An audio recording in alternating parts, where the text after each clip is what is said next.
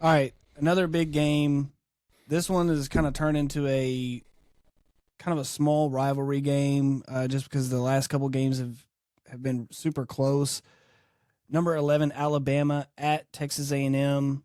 Over unders 46 and a half, and the line is Texas A&M plus 2.5. This was another one where I initially wrote this down that the over under was 50, and now it's down to 46 and a half. I don't know if I wrote that down wrong initially or not, but this game to me is, I feel like this could be a game where you really find out who Alabama and Texas A&M is, not only this year but going forward. I feel like I feel like Alabama has kind of figured something out with Milroe. Like, I think they were trying to make him into something he wasn't. They were trying to drop him back and throw 40 times a game and, read defenses and all. That's not his game. You need to just kind of let him be an instinctual thrower and runner. And I feel like they're better where you need to be good, especially in SEC, the offensive line, defensive line. And I think Alabama wins this game. I do think it's probably close.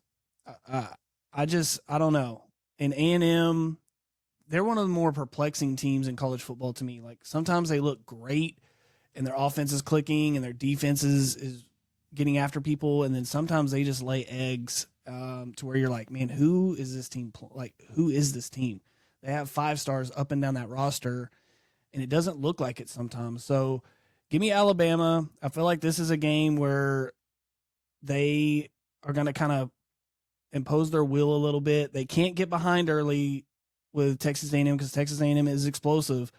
But I do think that if Alabama can impose their will early and often, then it could be a long day in College Station. So give me Alabama minus the 2.5, and I feel pretty confident about it. But I do think it's gonna be a really good game. Yeah, the trouble with this one is this isn't the same Alabama team. This is probably one of the weaker Alabama teams in the Nick Saban tenure. Obviously take away those first few years he was there. Just in terms of the depth and the skill positions, there's nobody on the offense that really that I feel like is a game changing type player yet. I feel like their defense has struggled at times. I feel like that Texas game kind of showed that while they used to kind of dominate in the trenches, that gap has definitely closed. And then on the flip side, I think Texas A&M has performed better than people were expecting when the year started. Like, when they saw the first couple games this year, I think they're starting to find their groove a little bit.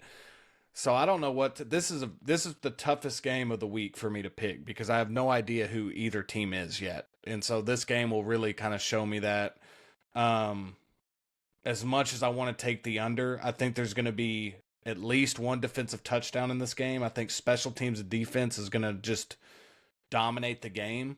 I feel like whoever can make the most plays in those two phases of the game win.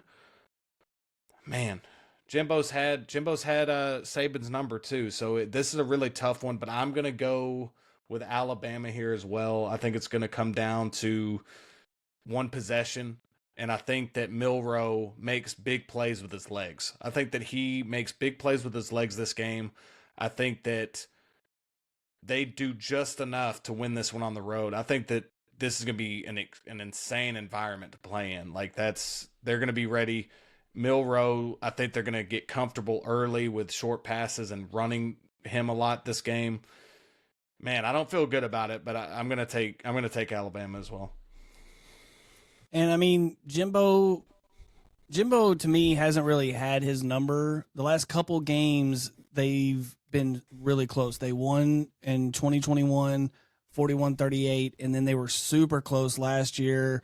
24-20 they lost, but other than that, they've been 20-point losses or so. But I do think that there is something that in the last couple of years their rosters have been a lot better, Texas A&M's, and they just, for whatever reason, this is their, now that they don't have Texas to play, this is kind of the game that they really get up for.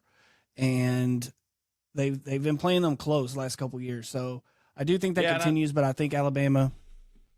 yeah, and I think that's what I kind of was referring to is that I even with last year, you could argue that they should have won that game. And I feel like Yeah.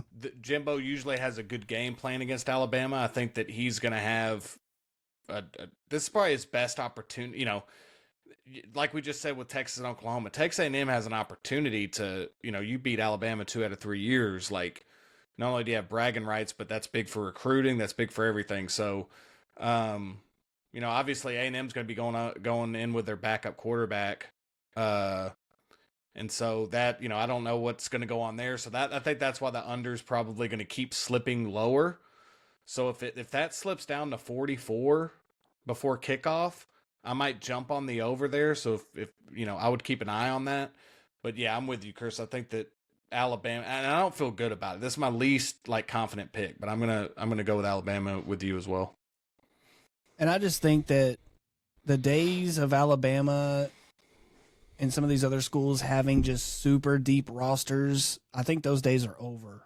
With the transfer portal, these guys that aren't getting as much playing time as they want, like you constantly have to keep guys happy all the time. These guys are just going to leave. I mean, it's just inevitable. So I think those days of having teams where you just have, you know, 5 stars as third string guys, I don't know if that's going to happen as often now. Yeah. So yeah, I do think it's going to make everybody a little bit more competitive and everything kind of more evened out. So